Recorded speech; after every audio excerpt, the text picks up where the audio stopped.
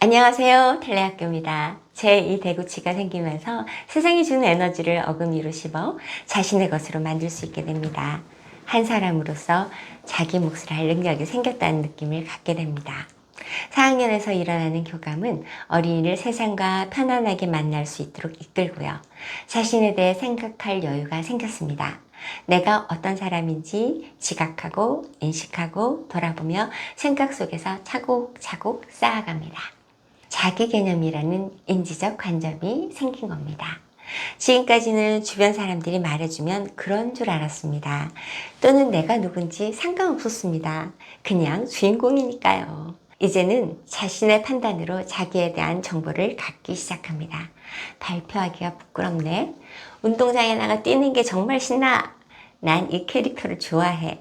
대단해 보이지 않아도 이렇게 쌓여야 진정한 셀프, 자기가 만들어집니다.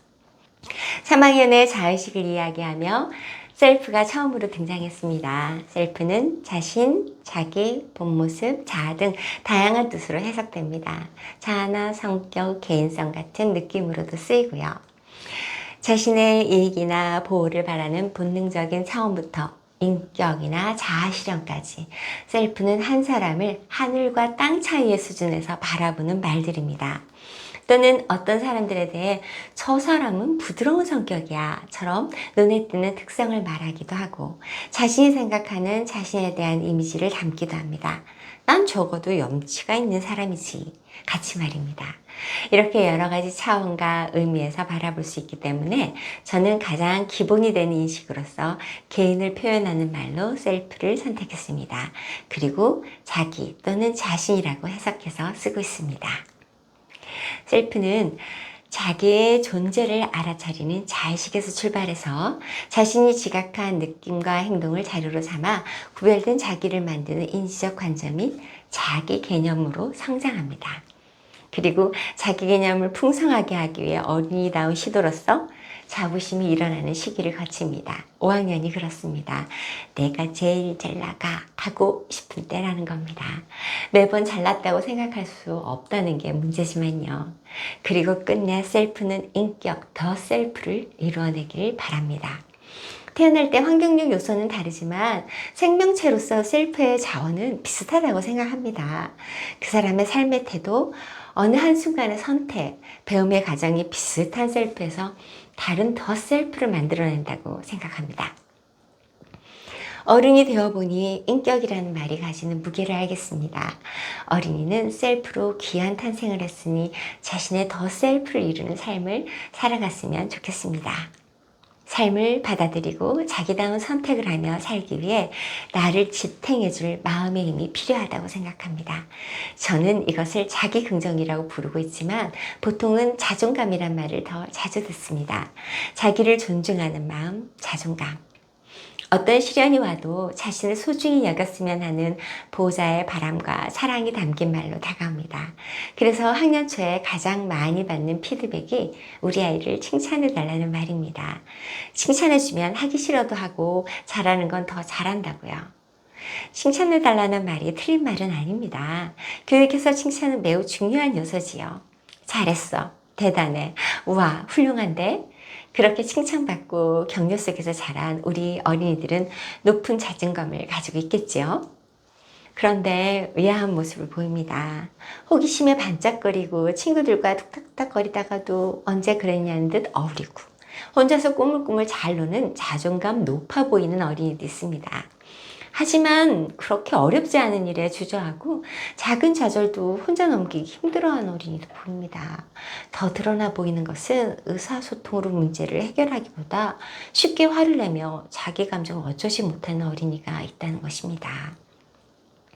칭찬을 많이 해주셨다고 귀하게 키웠다고 하시는데 자존감이 높아 보이진 않습니다. 앞뒤가 안 맞는 이 현상을 이해하려면 자존감을 먼저 연구하기 시작한 미국의 사례를 볼 필요가 있습니다. 자아 존중감이 감정으로 심리학적 용어로 자리 잡은 것은 비교적 최근의 일입니다. 1970년대 미국은 지금 우리처럼 자존감이 형성되면 개인의 우울증, 불안으로 인한 문제행동, 가족과의 개인 위기, 사회 공동체 갈등 등이 해결될 수 있을 거라고 믿었습니다. 그래서 사회적으로 자아 존중감 운동을 시작했고 1990년 우리나라에 여러 자기계발서와 함께 자존감의 개념이 들어왔죠. 널리 사용되는 말이긴 하지만 심리학적 개념으로 받아들인 것은 거의 2000년대 연구에서부터였습니다. 우리말로는 자기 자신을 소중히 대하며 품위를 지키려는 감정을 자존감이라고 했고요. 2016년 국립국어원 우리말쌤에 처음 등재되었으니 10년쯤 되는 것 같습니다.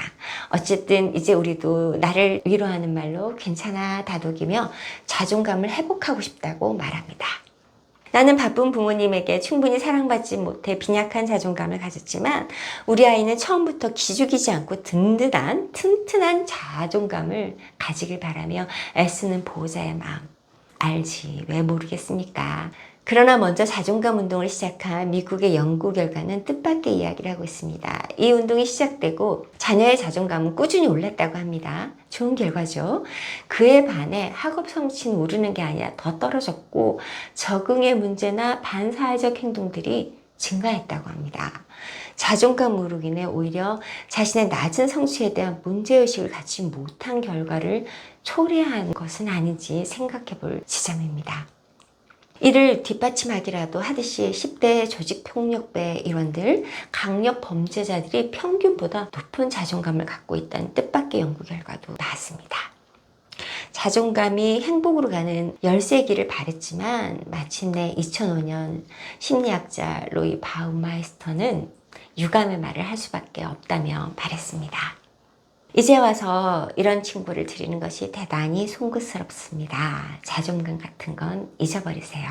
대신 자기 통제와 자기 수양에 더 집중하세요. 최신의 연구에 따르면 이 두 가지가 여러분 개인이나 우리 사회에게 더 이롭습니다. 세상 일이 참 생각대로 되지 않습니다. 환상처럼 가지고 있던 자존감마저 아닌 것 같다고 하니까요. 그것보다 자존감에 비해 듣기에도 부담스러운 자기 통제와 수양을 말하다니 난감합니다. 몸에 좋은 약은 쓰다는 말이 떠오릅니다. 어쩔 수 없이 통제와 수양이 이롭다면 우리도 어린이도 키워야겠지요. 그래도 참 다행인 것은 발달은 이런 요소를 다 준비해 놓았다는 것입니다. 초등학교 마지막 학년인 6학년에 이와 비슷한 능력이 발달됩니다. 자기 억제화와 자기 동기화라고 부르고 있는데 6학년에서 다시 이야기하겠습니다. 일단 셀프가 지각되어야 그 다음 과정을 이어갈 수 있습니다. 어설픈 자부심보다 자기 긍정이 쌓이면 더없이 좋고요. 자기 긍정은 스피노자에 의하면 인간이 자기 자신과 자기의 활동 능력을 고찰하는 데서 생기는 기쁨이라고 했습니다. 이 정의에서 주목하는 것은 고찰과 기쁨 두 가지입니다. 그 중에서 먼저 주목하는 것이 기쁨입니다. 첫 번째, 기쁨은 다른 것이 아니라 자신에 대해 기뻐하는 마음인 것입니다. 앞서 말씀드렸던 기쁨은 작은 완전성에서 큰 완전성으로 나아갈 때 생기는 것입니다. 내가 더 나은 사람, 좋은 사람이 되었다며 좋아하는 거죠. 텔레학교에서 어린이란 사람은 어제보다 나은 사람, 점점 더 좋은 사람으로 자라기를 바라는 존재라고 생각했습니다. 어쩌면 이것이 텔레학교 교육 목표이자 소망이라고 할 수 있습니다. 그러니 어린이가 자신에 대해 기뻐하는 경험을 많이 했으면 하는 마음이 큽니다. 두 번째는 고찰한다는 말입니다. 우리는 우리가 나와 다른 사람을 그저 존재 그 자체로 인정받고 수용하는 사람이 되었으면 하고 바랍니다. 다른 사람이 하는 행동이 못마땅하고 내가 하는 것도 만족스럽지 않습니다. 말씀을 잘하시네요 하는 말을 들어도 말 그대로 들리지 않고 저 말의 의도가 뭔지 혹시 내 말을 고깝게 듣나? 말만 번지르르 하다는 뜻인가? 에서 나한테 잘 보여서 부탁하고 싶은 게 있나까지 온갖 생각을 합니다. 수용은 고사하고 내 생각에 맞추어 해석하고 한마디 말에서 온갖 의문으로 이어지며 상상을 확대하고 있는 자신을 발견하게 됩니다. 인격 성숙은 글렀다 싶을 때가 많습니다. 우리는 그렇다 치더라도 어린이는 다른 사람에게 오해 없이 왜곡됨 없이 받아들여졌으면 좋겠습니다. 더 나아가 자기 자신에 대해서도 자기 모습을 있는 그대로 사랑하는 사람으로 컸으면 좋겠다 소망하고요. 그런데 쉽지가 않습니다. 말 한마디에 흔들리고 상황이 어려울수록 뭐가 뭔지 혼란스럽습니다. 내가 못나게 느껴지다. 다른 사람이 원망스러워지기도 하고요. 칭찬이 부족해서일까요? 사랑을 덜 받아서 그런 걸까요? 나이브하다는 말을 들어보셨을 겁니다. 캠브리지 사전에 의하면 너무 쉽게 다른 사람 말을 믿고 사람들의 의도가 일반적으로 선하며 삶이 단순하고 공정하다고 생각하는 성향이라고 합니다. 스스로 고찰하지 않고 다른 사람에게 격려만 받는 사람이라면 이럴 수 있습니다. 잘 모르겠으면 알려고 노력하고 스스로 살펴봐야 합니다. 작은 걸 했는데 마치 큰일을 해낸 것처럼 칭찬받지 말아야 합니다. 내가 한 만큼, 애쓴 만큼 결과대로 인정받아야 고찰할 수 있습니다. 노력했는데 아무도 몰라줘서도 안 되지만 응원하기 위해 가장하는 것도 어린이의 성장에 도움이 되지 않습니다. 내 아이가 너무 귀하고 사랑스러워서 편하고 쉬운 꽃길을 주고 싶은 마음일 겁니다. 안전하고 익숙한 방법으로 고생하지 않고 살았으면 하는 게 보호자의 마음이겠지만 어린이를 나이브한 어른으로 키울지도 모릅니다. 칭찬해 줬으면, 좋게 봐줬으면, 다른 아이하고 다른 면을 이해해 줬으면, 너무 힘들게 만들지 말아 주었으면 하는 어른의 과보호 아래서 어린이는 고찰할 수 없습니다. 내가 한 일이 무엇이고 과정을 통해 배운 것은 어떤 것이 있으며 결과를 어떻게 받아들일 것인지 알게 되는 것이 고찰입니다. 무언가 해야 하고 난 뒤라야 알 수 있는 것입니다. 진짜 해보니 이렇구나 하고 말입니다. 이런 고찰 끝에 얻는 자신에 대한 자료가 있습니다. 그건 다른 사람의 평가에 쉽게 흔들리지 않습니다. 응원과 칭찬이 없어도 나에 대한 믿음으로 다시 할 수 있고 상대의 달콤한 말이나 변덕스러운 피드백에도 중심을 잡을 수 있습니다. 자기 긍정은 자기가 실제로 한 일을 보니 내가 더 나은 사람이 되었다는 만족감입니다. 어린이가 자기 긍정의 경험을 많이 해봤으면 하는 바라는 마음이 큽니다. 그래서 텔레학교에서 자기 긍정을 어린이 말로 나와 내가 할 수 있는 것을 보고 생각하는 데서 생기는 기쁨이라고 풀이했습니다. 난 이런 걸 잘하는구나, 이런 점은 좋구나, 이걸 해내는 능력이 있구나 하고 말입니다. 다시 자기 개념으로 가면 자기 개념이 잘 자리 잡으려면 자기에 대한 적절한 정보가 필요합니다. 어린이들의 지각은 아직 성숙되지 않았고 자기 중심성이 남아있으며 그래서 주관적입니다. 잘 모른다는 겁니다. 그러니 주변에서 하는 말이 맞는 줄 압니다. 내가 대단하구나, 난 잘하네, 착하네, 멋있는가 봐. 우리는 작은 아이가 뭐라도 하는 게 기특하고 이뻤습니다. 감탄사 같은 거였죠. 이런 지지가 필요한 시기가 있습니다. 지금보다 어릴 때 훨씬 더 필요했습니다.